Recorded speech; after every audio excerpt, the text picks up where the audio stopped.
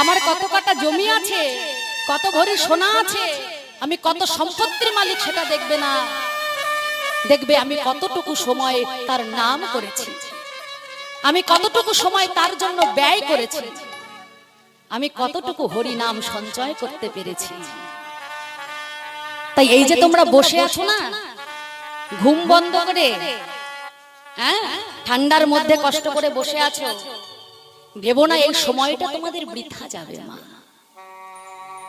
কারণ যেদিন এখান থেকে চলে যাব কিচ্ছু নিয়ে যেতে পারবো না, কিন্তু এই যতটুকু সময় তোমরা বসে প্রভুর নাম শুনছো, বারে বারে আমি বলছি হরি বল বলো, দুটি বাহু তুলে তোমরা হরি হরি বলছো, শেষের দিনে এই সময়টুকু আর এই হরি নামটুকু তোমার সঙ্গে যাবে।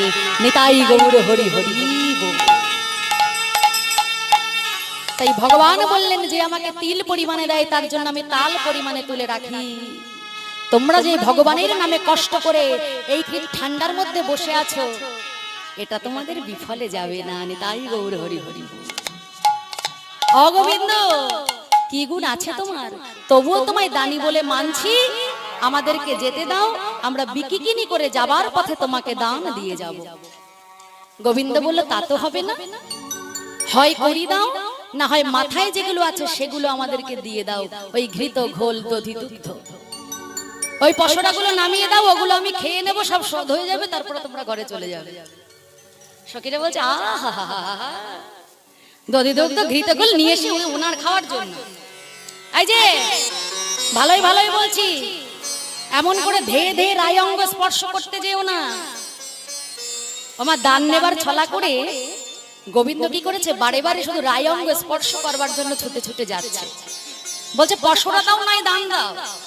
যখন ধেয়ে ধেয়ে যাচ্ছে সখীরা বলছে এই যে ছুঁইও না নীলাজ কান্নাই আমরা পারের নারী, ছুঁইও না নীলাজ কানাই আমরা পরের নারী, না না ছুঁইও না নীলাজ কান্নাই আমরা পারের নারী, ছুঁইও না কানাই আমরা পরের নারী। পর পুরুষের পবন পডশে, পুরুষের পবন আর পর পুরুষের পবন পডশে সচল স্নান করিয়ে মোরা, সচল স্নান করি, পর পুরুষের পবন পডশে সচল স্নান করি মোরা, সচল স্নান করি। পর পুরুষের পবন পরশে সচিলে স্নান করি, বলি পর পুরুষের স্পর্শ লাগলে তো স্নান করবই, যদি তাদের অঙ্গের বাতাস লেগে যায় তাও আমরা বসন ভূষণ সহকারে যমুনায় গিয়ে স্নান করি। ওটা কম আগেকার দিনে এমন হতো না, বলে পর পুরুষের ছোঁয়া লাগা তো দূরে থাক, অঙ্গের বাতাস লাগলে পর্যন্ত সতী রমণী স্নান করে পবিত্র হতো। এখন আর তাই হয় মা? হ্যাঁ, এখন বাতাস লাগা তো দূরের কথা, এখন ছোঁয়া লাগা, পরশ লাগা ইত্যাদি ইত্যাদি যাই হোক না কেন কোনো ব্যাপারই না। হরি বল হরি বল। যার একটা জায়গায় চারটে বিয়ে সেই সমাজে সব থেকে বড় সতী। যেই না এমন করেছে সখীরা বলছে শোনো, তুমি যে রায় অঙ্গ স্পর্শ করতে যাচ্ছ, আমাদের রায় অঙ্গ স্পর্শ করতে গেলে তোমাকে তপস্যা করতে হবে। গিরি গিয়া যদি গৌরী আরাধাও পান করো কনক ধুমে, কাম সাগরে কামনা করো বিনি বদরিকা শ্রমে, সূরজ উপরাগে সহস্র সুন্দরী ব্রাহ্মণে করহসা, তবু হবে না তোমার শক্তি আমাদের রায় অঙ্গে দিতে হয়।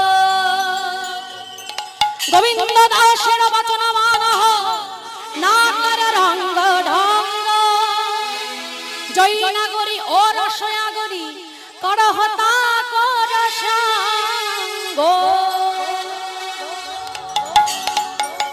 তোমাকে তপস্যা করতে হবে গোবিন্দ, কঠোর তপস্যা।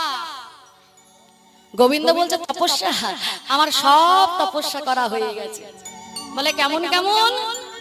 বলে এই যে তপস্যা করে আমি রাইচরণ পাবো, হ্যাঁ, আর এই যে তোমরা বললে বেলি বদরিকা আশ্রমে গিয়ে তপস্যা করার কথা, সূর্য গ্রহণ কালে ব্রাহ্মণকে শতকোটি কন্যা দান করবার কথা, সবই তো আমার রাধারানীর চরণ তলে লুকিয়ে আছে। আর আমি আমার নিজেকে রাইচরণে সঁপে দিয়েছি, আর নিজেকে রাইচরণে সঁপে দেওয়া মানে আমার সমস্ত কিছু তপস্যা পূর্ণ হয়ে গেল। নিতাই গৌর হরি হরি বল। আমা এই জগৎ